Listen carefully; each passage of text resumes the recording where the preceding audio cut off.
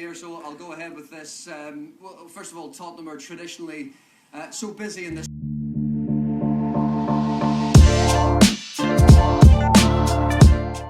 Hello, everyone. Welcome back to another episode of the Front Office Report. I am joined by Seb and Dan from the other corners of the world. How are you guys? Yeah, good. How are you? Good man. Repping the flag. Repping the flag. I see Liverpool and Arsenal coming out. Sure, coming out. Have to. Gotta say, the Arsenal one looks a lot better. But anyways, Of course you would. a lot has happened since our last transfer roundup. And I think it's important for us to kind of delve into these transfers, the deals that are coming, and the deals that are about to hopefully emerge from the Fabrizio Romano and David Ornstein shadows. So actually, since Dan is wearing his Arsenal shirt, let's maybe start with Arsenal. As of today, or the timing of this recording, Sambi Lokonga has been announced by Arsenal. 17 million pounds plus potentially another 5 in add-ons. This was a long time coming. It was pretty much confirmed by Fabrizio Romano and co a long time ago. Dan, as the Arsenal fan, what do you think of Arsenal's activity so far with Nuno and Lokonga, and the upcoming rumors about like the literally massive short list of players that we're I'm glad it's happening earlier rather than them waiting till deadline day and having a big panic and buying stupid players like Willian, for example. But it seems like they've done their homework. I watched Nuno play on his debut against Rangers, and he scored a very decent goal. He looked good. He looked quite unfit, quite lethargic going back, but it's preseason. But he looked very raw and like very athletic. He's tall for a left back, and yeah, he looks good. He's what, 18, I think. So yeah, I mean, he's very young. And Lokonga, I mean, he has been one of the most highly rated or underrated players for Belgium. So he got into the Belgium squad, was training with the number 1 ranked country in the world. So you have to be not a bad group of players to be learning exactly. from. And I mean, learning from Thierry Henry, he's been learning from Vincent Kompany at Anderlecht too. So there's been high marks for him all around. And then we go on to Ben White. It's pretty much a done deal at this point. He's away on holiday right now, and when he comes back, he's going to be doing his medical at the Emirates and then signing the deal. Whether we're overpaying for him or underpaying for him, I don't really know yet, because Seb thinks we're overpaying. I don't really know, to be honest with you. Is that English tax? English tax. It's English tax, but at the same time, from what I've heard and what I've read, his potential could be way higher than paying for that 50 million. I think Arsenal have just been so stingy in the past with money when it comes to people like Luis Suarez, when we wouldn't pay £1 more for him. I forgot that. I think it's just something Arsenal need to do. If you like a player, go and get him. And clubs like Brighton don't want to give away their best players on nothing. We've seen crazy prices for like Declan Rice, who's valued at 100 million. They're saying about 80 to 100. So it's a bit crazy, but I'm happy with what Arsenal are doing right now. I think they're going to ramp up, in the coming month or so. So we'll see what happens. And so I'm surprised Seb is saying overpaying, because I remember when Liverpool actually signed Van Dijk, and he wasn't even the top center back in Southampton at that time. I think it was Joseph. I don't know about. I'm not sure about that. It was actually Fonte. Anyways, so just on the topic of Liverpool, and the fact that you're saying that might be paying, or Arsenal might be paying for Ben White. Liverpool took that risk and paying for a center back who had a lot of potential, but from a lower performing team, and it became a huge success story, right? If Ben White is of that similar nature, not only is he a great center back, but he's also English, fits the homegrown quota, etc., etc. So I mean, if it turns out that way, 50 million is an absolute steal. Like, fair enough. 100%. But I don't think this is me being Liverpool biased here. Van Dijk is one of, if not the best centre back in world football right now. We'll see when he comes back from the injury. We'll see. Yeah, no, I'll give you that. We'll see when he comes back. Prior to that, injury. yeah, of course, yeah. So absolutely. I think that's. I mean, that's you lofty. You could see that at, you know, I watch a lot of SPL, and I could see that in Scottish Premier League. He was like he was playing in almost every position. Like he would just take the ball from defense and run up and score goals. Spanking in free kicks here and there as well. I knew he was going to be a good player, and I'm surprised that he went to Southampton rather than one of the bigger teams taking a hit on him. But that's just, you know, the bash that the SPL gets. I do still think Ben White, he's only 23. He's still young, especially when you look at centre backs that are not peaking till probably a couple of years later than like a forward or something like that. So I mean, you could potentially have this guy playing for you at the top level for the next 10 years. 50 million over 10 years is not exactly a lot of money. So I think, again, as you say, you need that English quota from the Premier League. Go out and spend some money. As you say, Arsenal don't spend money much, let's spend it. And in a position where they're probably weaker, they have a lot of depth at centre back. I feel as though you have a lot of elite centre back, but you haven't got like a really solid one. So this could be sort of the anchor you need back there to really sort out that defense. Yeah, and I do want to say something, because I've seen this all over Twitter, and everyone's like, well, why are Arsenal not going after like Varane, who's only like 38 million instead of 50 million?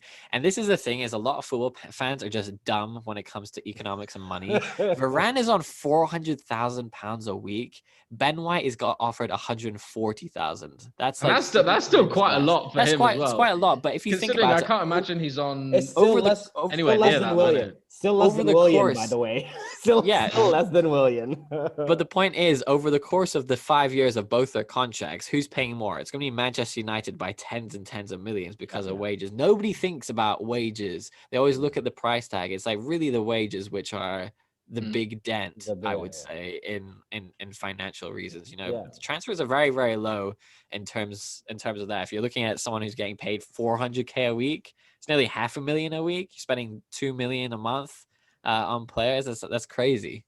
Yeah, and you know, I feel a big part of Arsenal's transfer kitty this summer is because they have been able to offload some players, and also that Ozil contract. I mean, that Ozil contract alone was 300k. How much will that freed up? Yeah, it's 300k or 350 a week. You know, like that's huge money. But you know, I'm glad we brought up Liverpool, because news has emerged today from the Liverpool camp that your own captain, Mr. Fantastic himself, Jordan Henderson, does not seem like he'll be renewing his contract and potentially up for sale.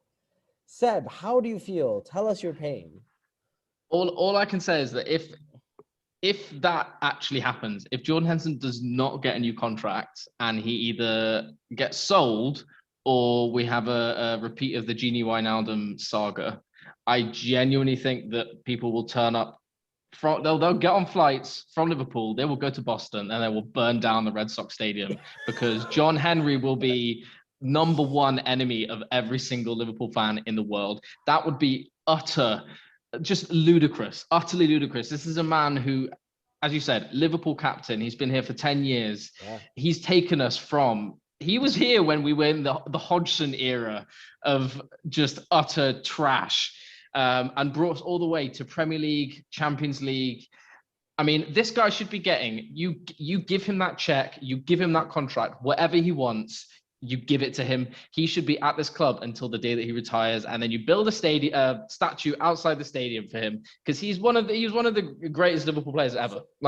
End off. I have two quick questions for you. The first being, what wage is if you were Henry, what would be the maximum wage you would give Henderson? And my second follow-up question is he Gerrard status or more, or do you not think he's hit Gerrard status? I think it's a little bit different for Gerrard, because he was Scouse. Like, I feel like because he's from the city, he's always going to be just that little bit higher. Henderson has more accolades and achievements while he was captain. Yeah. I think but they're also sort of different players in the sense is that I think Gerrard won okay, so he still did win a Champions League, didn't get the Premier League, multiple trophies aside from that, but he also won like he got a lot of the sort of personal accolades named in sort of UEFA Champions League Team of the Years in the FIFA Pro. He was third in Ballon d'Or, like, whereas Henderson has been much more of that sort of like system player, but he is the player that makes Liverpool tick. Like, Wijnaldum going, I was disappointed, but I think he's replaceable. I honestly think if Henderson goes, the system is we're in big trouble. Like, honestly, if you look at that, I haven't got the stats in front of me, but if you compare the stats, again, I'll see if I can find a little image to put in the edit. But if you compare the stats from when Henderson plays versus when he doesn't, we win more points, we score more goals, we concede less. He's one of the most important players in our team. End of. Like, our midfield has to be, for the next 3, 4, 5 years, Thiago, Fabinho, Henderson. It has to be, unless we get like a Keita having some sort of mad revival. But he has to. In response to your first question, I didn't forget about that. I mean, he's the club captain. If he's the club captain, you have to pay him as such. Like, I think generally John Henry's tried to be fairly good with the money as well. We're not like United giving players 400,000 a week. I'm sure Mo Salah's on not much more than Ben White's. 200. Yeah, so I think he should be getting around that number, if not a bit more, because again, he's club captain. So I have his wage here. His current wage is £140,000 per week, and he's age 31. I'm just not worried for you, but like, as an Arsenal fan, I know what it's like to wanting to keep a player who's 31, Aubameyang, and giving them that contract and them not performing, and you have them for another 4 or 5 years at, let's say he gets 200k a week, so that's £60,000 extra per week. That's a lot of money to be not wasting, but using on someone who is aging and is not going to get any better. They've reached their potential. And I understand what you're talking about. Club captain should be rewarded for it, has like brought the club, numerous trophies and, high expectations and everything. But you have to think about it from like a smart standpoint. Do you really want Jordan Henderson for the next 5 years? And I'm assuming he wants something like a 4 or 5 year contract. Yeah. And that's what the issue is probably. I'm sure Liverpool are happy to say, here's 200k a week for 2 years or 3 years. But he's like, no. I want it for 4 or 5. That's what I think is the issue. And I've seen it time and time again at Arsenal, where you get old players who look very good one season, and then the next season after you give them that contract, they're dog shit, and it's a big burden for that club to then carry. And then how do you shift that money away? Like, you want some return on your investment. I wish we'd sold Aaron Ramsey. I wish we sold Olivier Giroud. I wish we sold Mesut Ozil. We got nothing for those 3 players, and one's at AC Milan, one's at Juventus. One did end up at Fenerbahce, which isn't great, but he didn't play well at all. But it's one of those things. What do you want, Seb? Would you rather like some return on investment, or would you rather take that risk of 5 years, £200,000 a week, and in 2024 you're looking at this guy thinking he's not even making the bench anymore. He was great in 2020, 2021. You really want to move him on. I want him at this club. I just think that there's been obviously I've been keeping an eye on Twitter quite a lot today. There's been a lot of discussion with Liverpool fans, and people are starting to say maybe John Henry and his group are sort of at a bit of a crossroads of, can they fund the investment that is required for this club at this point? Because we are, and you'll probably hate to hear this, but Liverpool are becoming one of the biggest clubs in the world at present. To maintain that, you need more investment. Like, it's all well and good. Look at Chelsea. Exactly. And we'll come to them. But I mean, the numbers that they spent. I know they had a transfer ban for a season, but that first transfer. But then they came back and just 200 mil. So yeah, you have to spend money for it to be sustainable, to stay at the top anyway. I just think it's either John Henry needs to put up or make a decision and sell the club, because if he's not, I just think the club captain, this guy, I tell you, if he leaves, oh my lord. And again, like someone who's like 25 years old spend like a couple million on them and get him in for the future. Like, what happens when Jordan Henderson does eventually leave at age 36 or whatever? You're gonna have no replacement. Would you rather have someone young in, and in that 5 years he is what Jordan Henderson is now? Because you have to look at the future at some point. Once that player hits 30, 31, it's kind of like time's ticking. We don't all have a Lionel Messi and Ronaldo who can be in 36 years of age and still banging in goals right, left, and center. I could, but James Milner. James Milner is a fantastic example of a player who he is still delivering, not obviously at the same level as he was, but that man is 36, 37, and he's still very serviceable. Like he comes in and he does a job here and there. 35. So I mean, he's on the exact same wage as Jordan Henderson is right now. And I think that's possibly almost some of the frustration as Jordan looks at someone like Milner getting the same amount. Right. And again, he's the club captain. I don't know. Man, he's only on 100,000 a week. That's crazy. This is the thing. They have done well with our contracts. We've been able to save money, I think, on players that probably deserve more money than they're getting. I don't think even Van Dijk is like I think when he re-signed his deal, he got 180,000 a week. And I think Alisson re-signed as well recently. He's another one who's yet to resign. No. So apparently it's done and dusted. Apparently. Okay, so I missed that. So the worrying thing is we've got 5 or 6 players that have 2 years left on deals that are quite important. I know Mane is one of them. I think Fabinho might be one of them. I think Salah might be one of them. Like this is going to be the next 2 years could be kind of make or break. Final question before this turns to a full Liverpool. I'm fine with that. That's fine by me. Or more so like therapy session for Seb's Liverpool woes. If you were to keep either Fabinho or Henderson, who would you keep? Oh, that's a disgusting question. It's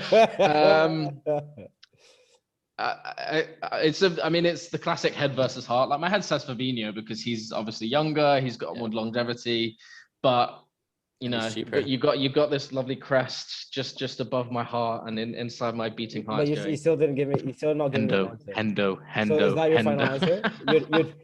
You'd pick. Give me Hendo, man. Give me Hendo. This guy is so underrated in the Premier League as well. People don't give him his flowers. He needs his flowers. To shift from one overrated English player to another, Harry Kane's name continues to be in all the tabloids, with more conversations, more interviews with the new Tottenham manager, Nuno, previously from Wolves, and City continuing this very, I would say, smart strategy of just staying quiet, bidding behind the scenes, Guardiola not really giving anything at press conferences.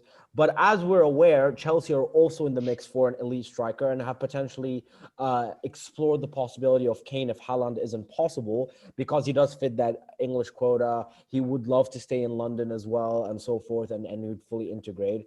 Dan, as a fan of another London club, what would that mean if Kane would to move to Chelsea? Well, first of all, I'm happy you'd be leaving Tottenham because it'd be a bit funny.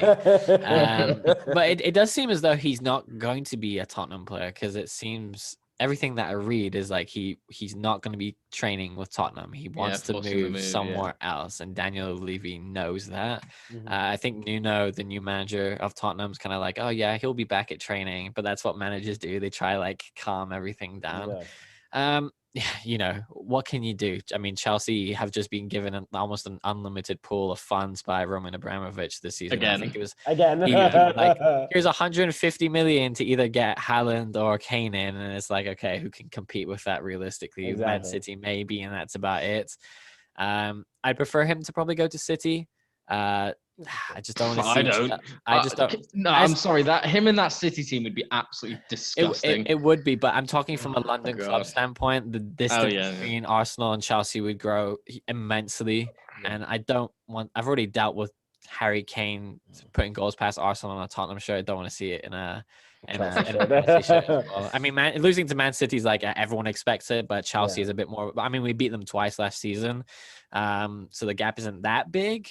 But with Harry Kane in terms of very big. In terms of the table. In terms of the table, it's a bit big. But even in terms of the table, it was 5 points. Like, look, I'm aware. Is that it? Is that all it was by the end of the season? 5. Oh, well, remember, Arsenal were the 3rd best team in the Premier League after Christmas. So and Arsenal conceded the third least goals since Christmas too. So Arsenal. I'm not going to make this an Arsenal thing, but I'm just saying. There's some improvements. There's there. some Okay, hope. good. And also, I just want to say, for all those Arsenal haters out there, this is just a personal thing that I want to say.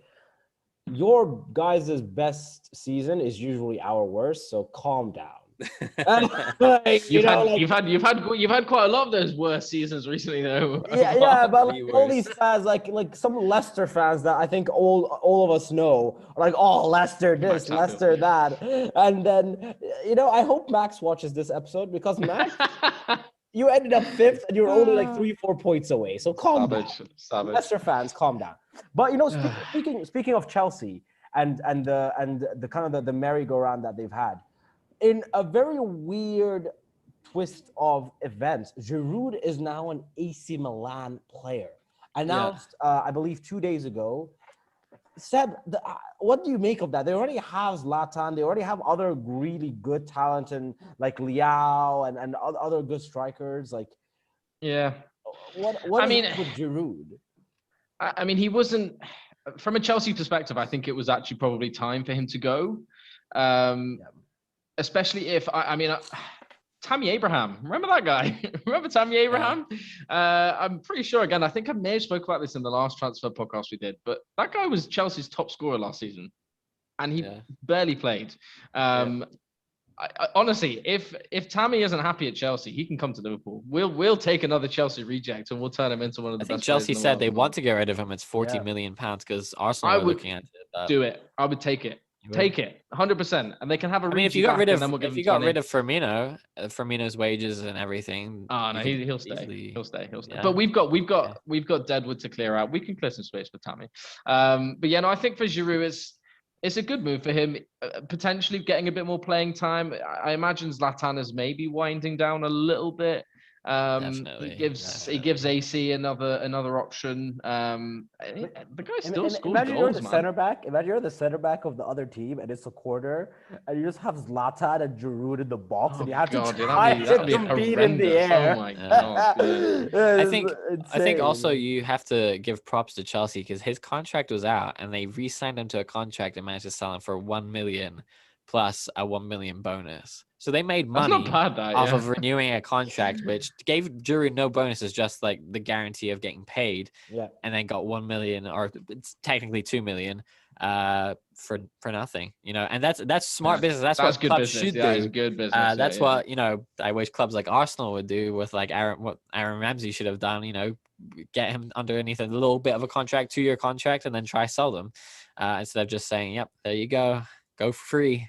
Yeah. Well, I mean, he's still in 8 Champions League games, 6 goals. I mean, very good, solid. He's chipping in here and there. You're not expecting Giroud to come in and score 15 goals a season anymore. But like I said, he causes trouble. He's still a big dude, and he's goddamn sexy. So we'll sell some kits for AC Milan probably. So I don't know if it was in the last or in one of the previous videos, but fun fact: Chelsea has one of the highest transfer revenue generation.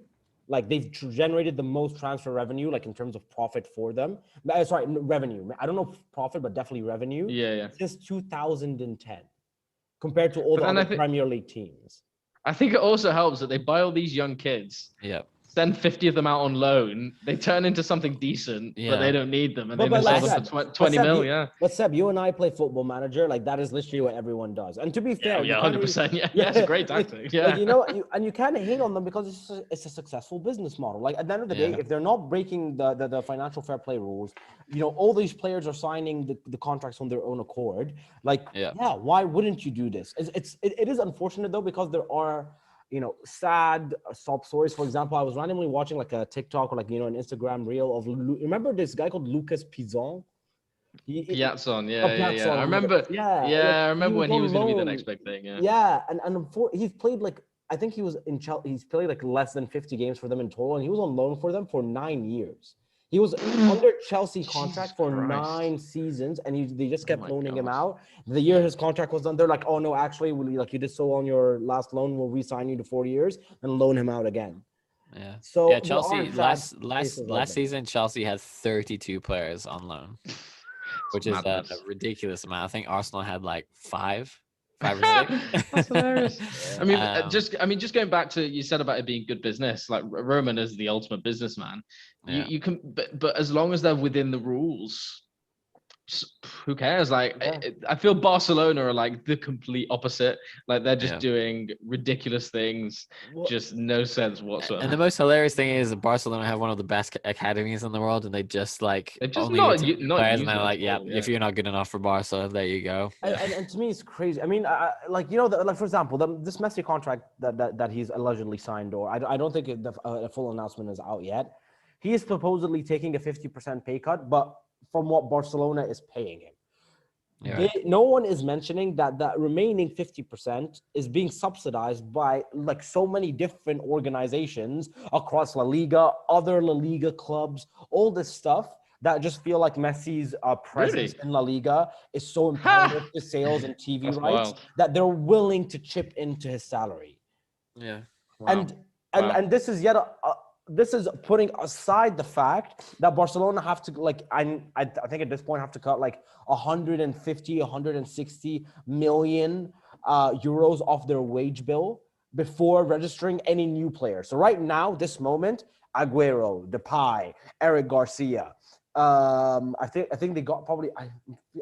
They signed an Emerson from Real Betis. Re-signed him back. These new signings are technically not signed to the Barcelona roster, and therefore cannot play preseason up until that wage bill is cleared. Yeah. And this is where they've already sold, because I didn't realize that Junior Firpo, who I think was a pretty solid left back as well, they've sold to Leeds, which I think is a fantastic signing for Leeds United. That's some really solid business for 13 million. And for anyone who plays Football Manager, they have a phenomenal Portuguese winger in the form of Trancao.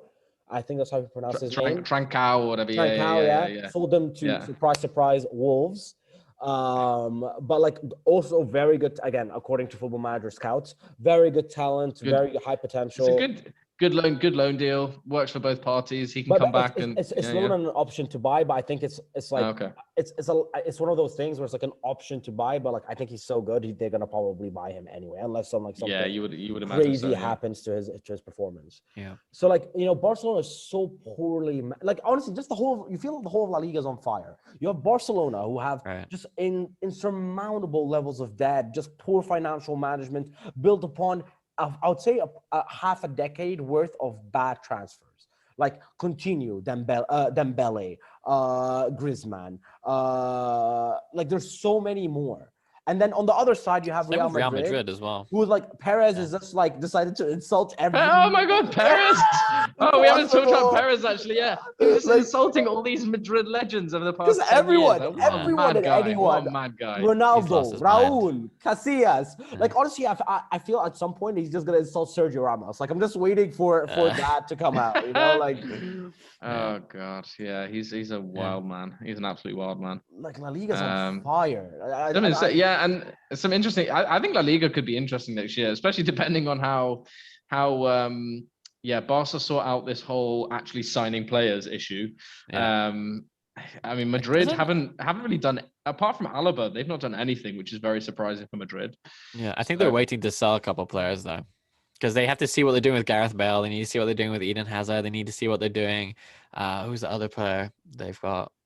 I think they're trying to get rid of Vinicius Jr. as well. Odegaard, what are they doing with Odegaard? Odegaard is Luka Jovic as well. They signed him for like what, 50 million? Not to go back to Arsenal for too long, but I think the reason that Arsenal haven't signed that attacking midfield player yet is because Odegaard was top of their list. And they keep getting messed around by Real Madrid saying, oh, he's an important player. Actually, we need to sell him. He's an important player. We're not going to sell him. So it's one of those things I think, Arsenal are waiting for. But yeah, and I think something that was interesting that I read is that Atletico Madrid might have to let go of Kieran Trippier because you're only allowed 3 non-EU players on your roster. Oh yeah, we're not European Union anymore. Liga, and we're not, and the UK is not in the and EU they anymore. just signed Rodrigo de Paul, who Seb and so that's why they have to get rid of him. On the last session. Me and Gabo do love a bit of de Paul. yeah. So interesting that politics gets thrown around in football too. And you know what's there's like. Not only is there such a crazy merry-go-round in terms of actual transfers, I feel this year is the penultimate year for so many massive players' contracts that Yeah. that are going to decide so many different teams' like transfer strategy, contract strategy, finances. I mean, just off the Absolutely. top of Yeah. my head, like, apart from the usual suspects, you have Mbappe, you have Pogba. Like, these two alone can change radically your team, no matter where they go. And a small part of me feels Real Madrid is just going to do a financial clearance because then they want both of them to come on a free next year. And Right, just give right. them the most astronomical wages, and because they've stayed off the transfer budget and so forth, it'll be the sort of business that you would expect from Real Madrid. It would build that Galactico team. You would have that phenomenal. Where's Ronaldo going? Ooh. Oh, actually, I saw today. I'm sure I saw a rumor for Ronaldo swap. Because he put on Instagram decision day emoji. Yeah. And With a very nice everyone's car. like, Oh yeah, it where's was that guy? Ronaldo and Icardi swap I- between Juventus and PSG. I mean, Interesting. him and Ramos at PSG would be kind of funny. It'd be kind of that cool. would be yeah. I just don't like Ronaldo at Juve. I want him to be Yeah. either in Spain, France. I don't think in Germany because there's no teams that can afford him, or back in England.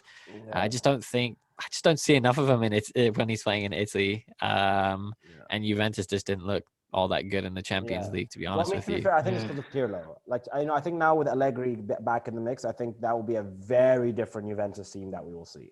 Yeah, true. But I mean, I this is just his final don't years. feel- Do you really want to be at Juve in your final years when you could go to PSG and play with Mbappe and Neymar Also, it's and super funny because, Ramos? like, I think Mbappe probably went to the PSG president and be like, "Yeah, I want to go to Real Madrid. I want to play with all these stars." And he's like, "Don't worry, I will bring them to you." So exactly. signs Ramos, I does think- all I these think- signings. Inshallah, bring Like, them, Yeah, inshallah. Literally, Yeah. he signed Hakimi, signed Ramos, signed like the Galactico in the form of Donnarumma, and then he's like, "Oh, I'll bring you Ronaldo too." Like, I mean that would probably help. I think Mbappe's PSG feeling, yeah. would be able to pay the most to him as well. Because when you're 36, you're like, okay, where can I win? PSG, very much so. He's won in England and in Italy and in Spain. If you go to PSG, you're gonna win in France as well. So you're gonna win all those trophies in France. And then you're gonna be playing in the Champions League, and you're probably gonna be getting paid the most. And of course, Paris is like fashion central, so he'll probably get heaps of deals there as well. true. But Very, yeah, very I mean, for good, yeah. him at 36, I think PSG would be a tasty place to go because you play against some crappy teams in the week, and then you get to go play Champions League. Just absolutely rinse the top goal scorer. Honestly, it would be exactly. ideal. He gets a 2-year contract. That takes him to 38. Oh, He gets yeah. another 2-year contract, finishes in the MLS. Like, you have done like every market, you have built your global Definitely. brand, and I think he will Oh, 100% go to the MLS because recently, I don't remember which city in the US, he opened his own hotel. So Really? The CR7 yeah, hotel. I want to say New York. I think he'll go to America. He'll go to America. Yeah. It just makes Yeah. sense. Yeah. But yeah, honestly, there's so much like I think if there was a time for you to buy FIFA, this would be the year because all the teams would genuinely be so different. I think there's going to be last some year. interesting teams. It's just going to be so radically different. Hey, who knows? Maybe Arsenal will win the Premier League. Maybe. Who knows? Yeah. If they do, I mean, you'll get first. you'll get some good odds on that, but I wouldn't recommend putting any money on. Yeah. Just give me the £5 instead, guys. Oh god. Yeah, Well, exactly. On that note, I think we can I just wanted to make one more little shout out for one player because Raul Jimenez came back for Wolves after his head injury, his first game back the other day. So I just wanted to give some prayers up for Raul. Nice to see him back. Yeah, 100%. Nice. Yeah, it was actually a clash against Arsenal, funnly enough. That's where he was it? I didn't didn't- David Luiz's with big David head. David Luiz's massive head.